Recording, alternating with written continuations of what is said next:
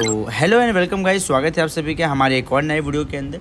दोस्तों आज आप सभी के लिए ज़्यादा इम्पॉर्टेंट और जो कि आपके अभी सेमेस्टर एग्जाम चल रहे हैं, तो उसमें भी आपको बहुत ज़्यादा यूज़फुल चैप्टर लेके आ चुके हैं, जो कि है चैप्टर नंबर 7 लेंसेज। तो आज के अपने इस चैप्टर के अंदर हम लोग लेंसेज को काफ़ी ज़्यादा डीप में और गहराई से समझने वाले हैं। इसके सभी क्वेश्चन आंसर के सोल्यूशन को हम लोग यहाँ पे बारीकी से सॉल्व करने की कोशिश करेंगे। पहले हमको एक टेबल दिया हुआ है और टेबल के अंदर कुछ मैच द कॉलम जैसा दिया हुआ है। हमें यहाँ पे 3 कॉलम दिए हुए हैं। आपके स्क्रीन पे जो कॉलम में लिखा गया है ये पूरी तरीके से मैच करके लिखा हुआ है। आपको यहाँ पे मैच करने की कोई आवश्यकता नहीं है, ये मैच करके लिखा हुआ है। फार साइटेडनेस का मतलब होता है कि वो इंसान को नज़दीक की चीज़ें दिखाई नहीं देंगी बट दूर रखी हुई चीज़ें दिखाई दे सकती हैं। ऐसे इंसान की प्रॉब्लम को ठीक करने के लिए हम लोग यहाँ पे कॉन्वेक्स लेंस का यूज़ करते हैं। अगर आप कॉन्वेक्स लेंस को देखना चाहते हो तो कॉन्वेक्स लेंस कुछ इस तरीके से दिखता है। यहाँ पे देखिए, यहाँ पे एक आई बॉल बनाया हुआ है, मतलब एक इंसान की आंख बनाई गई है। और यहाँ पे आपको एक इंटरेस्टिंग बात जाननी चाहिए, वो ये है कि ह्यूमन आई के अंदर जो लेंस होता है वो भी एक कॉन्वेक्स लेंस होता है। ये लाइट को कन्वर्स करके एक पॉइंट पे मिलाने का काम करता है, इसलिए इसे हम लोग कन्वर्जिंग लेंस कहते हैं। इक्लिप्स जैसा होता है ना, उसके शेप का ये होता है। आइए समझते हैं इसके एक्सप्लेनेशन में कि जिस इंसान को फार साइटेडनेस हुआ रहता है उसके लिए हम लोग कॉन्वेक्स लेंस का ही क्यों यूज़ करते हैं, किसी और लेंस का यूज़ क्यों नहीं किया जाता है। पहले आपको ये जानना चाहिए कि फार साइटेडनेस जो होता है वो होता किन कारणों की वजह से है। अभी ये जो आई के अंदर जो लेंस होता है वो लेंस और आँख के ऊपर होता है कोर्निया।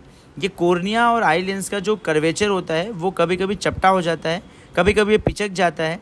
तो ऐसे केस में जिस इंसान के बॉडी के अंदर ये पिचक जाएगा उस इंसान को फार साइटेडनेस हो जाएगा, मतलब उसे फार साइटेडनेस की प्रॉब्लम से फेस करना पड़ेगा। जब किसी इंसान का कॉर्निया और आई लेंस रिड्यूस हो जाता है तो उसका कन्वर्जिंग पावर जो होता है लेंस का वो कम हो जाता है।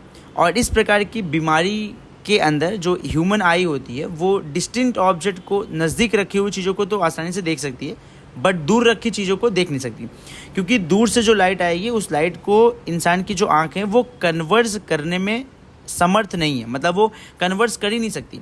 नज़दीक रखी हुई चीज़ों को एक बार वो कन्वर्स कर लेगी रेटिना के ऊपर और उसको देख सकती है, बट जो चीज़ दूर रखी रहेगी ना, वो दूर रखी हुई चीज़ को, दूर से लाइट जो आएगी उसको वो कन्वर्स नहीं कर पाएगी, लाइट को वो बेंड नहीं कर पाएगी, मोड़ नहीं पाएगी।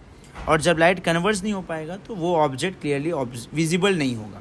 यही रीज़न है कि यहाँ पे जो कॉन्वेक्स लेंस होता है उसका यूज़ करते हैं चश्मे के अंदर। तो कॉन्वेक्स लेंस के यूज़ करने से वो लाइट को बाहर से कॉन्वेक्स लेंस पहले ही फोल्ड कर देगा, बेंड कर देगा, और उसके बाद बेंड करी हुई लाइट आपके आँख में जाएगी और आपके आँख में जो कन्वर्जिंग लेंस है वो उसको जितना कन्वर्स कर पा रहा है उतना कन्वर्स करेगा। और उसके बाद वो लाइट आपके रेटिना पर पड़ेगी और उसके बाद वो इंसान क्लियरली उस सामने वाली पिक्चर को देख सकता है। तो ये बात हो गई फार साइटेडनेस के बारे में। कॉलम के अंदर सेकंड प्रॉब्लम लिखा है वो है प्रेस बायोपिया। जो बूढ़े लोग होते हैं ना, खासकर उनको ये प्रॉब्लम आती है। तो इसमें न तो उनको नज़दीक का दिखता है न तो उनको दूर का दिखता है, उनको कहीं का नहीं दिखता है। तो ऐसे लोगों को ठीक करने के लिए बाईफोकल लेंस का यूज़ करते हैं। आपने देखा है घर वगैरह में जो बुजुर्ग लोग होते हैं उनको नज़दीक का भी नहीं दिखता है और उनको दूर का भी नहीं दिखता है, तो वो दिन भर मतलब परेशान ही रहते हैं कि दिख क्यों नहीं रहा। तो कहने का मतलब यहाँ पे ये है कि यहाँ पे कोई बीमारी नहीं है।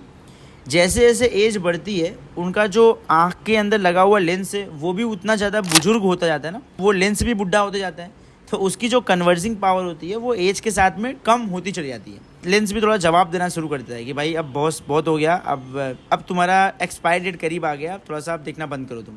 तो यहाँ पे कहने का मतलब ये है कि वो थोड़ा सा कमज़ोर टाइप का हो जाता है आई बॉल, तो वो कन्वर्स नहीं कर पाता, लाइट को वो बेंड नहीं कर पाता। जैसे जैसे एज बढ़ती है वैसे वैसे लेंस के ना साइड में जो मसल्स होती हैं उनकी एबिलिटी जो होती है ना फोकल लेंथ चेंज करने की, वो धीरे धीरे कम हो जाती है। अब ये सेंटेंस का मतलब क्या हुआ, मतलब ये हुआ कि जब आप बाहर धूप में निकलते हो तो वहाँ पे आपके जो आई लेंस के अगल बगल में जो मसल हैं वो ना सिकुड़ जाते हैं और आप एकदम छोटी छोटी आँख से देखते हो।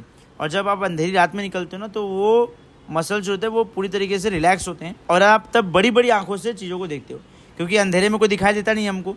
तो उस समय पे वो जो हमारे मसल्स रहते हैं वो रिलैक्स होते हैं और हम लोग चीज़ों को आसानी से देख सकें, क्लियरली विजिबल कर सकें। और इसी का उल्टा होता है जब आप धूप में निकलते हैं। लेकिन जब एज बढ़ जाती है तो एज बढ़ने के बाद ये चीज़ें, ये जो मसल होता है, मसल अपना लूजिंग एबिलिटी को खो देता है। यही रीज़न है कि जो बुजुर्ग लोग होते हैं, ओल्ड पीपल होते हैं, वो नियर साइटेडनेस से भी परेशान रहते हैं और फार साइटेडनेस से भी परेशान रहते हैं। तो ऐसे कंडीशन को हम लोग कहते हैं प्रेस बायोपिया। प्रेस मतलब वो इस्त्री लेके प्रेस करने वाला नहीं है। तो ऐसे केस में बाईफोकल लेंस का यूज़ करते हैं, जो कि बेसिकली बोल सकते हैं कि कॉन्वेक्स और कॉन्केव का कॉम्बिनेशन होता है। इतना समझ लो आप लोग, सिर्फ बाईफोकल लेंस का यूज़ करते हैं, बाई मतलब दोनों। ऐसे प्रकार के लेंस का यूज़ करके चश्मे के बनाते हैं हम लोग, ताकि ये बुजुर्ग लोग भी बेचारे इंसान हैं तो ये भी क्या कर सकें, इन चीज़ों को देख सकें। तो नियर साइटेडनेस का मतलब होता है कि यहाँ पे जो व्यक्ति होगा जिसको ये बीमारी हो जाएगी, वो नज़दीक का चीज़ें तो क्लियरली देख सकता है, बट दूर रखी चीज़ों को क्लियरली देख पाएगा नहीं। तो इस बीमारी को ठीक करने के लिए यहाँ पे कॉन्केव लेंस का इस्तेमाल किया जाता है। अगर आप कॉन्केव लेंस के नाम को तोड़ेंगे ना, तो आप पाएंगे, तो कॉन को छोड़ दो, देखो दूसरा है केव। केव मतलब होता है गुफा। तो यहाँ पे जो लेंस आपके सामने स्क्रीन पे दिख रहा है, अगर आप इसको देखो ध्यान से, तो आप यहाँ पे ये पाओगे कि भाई यहाँ पे ये केव जैसा बना है दोनों साइड से। आप देखो दोनों साइड से ये केव जैसा बना है, गुफा जैसा बना है, केव जैसा। तो यही रीज़न है इसको कॉन्केव कहते हैं। कॉन्केव बेसिकली ये डाइवर्जिंग लेंस है। किसी किसी का ना जो आई बॉल होता है ना, वो बहुत ज़्यादा मतलब थिक हो जाता है, तो उसका सेंटर ऑफ कर्वेचर इंक्रीज होता है। फार साइटेडनेस में कॉर्निया और आई लेंस का जो कर्वेचर होता है ना, वो डिक्रीज होता है, लेकिन नियर साइटेडनेस में कॉर्निया और आई लेंस का जो कर्वेचर होता है वो बढ़ जाता है। तो जब कर्वेचर बढ़ जाएगा, मतलब मोटाई जो होता है, थिकनेस जो होता है, अगर वो बढ़ जाएगा, तो ऐसे केस में उसका जो कन्वर्जिंग पावर होता है वो बहुत ज़्यादा बढ़ जाता है।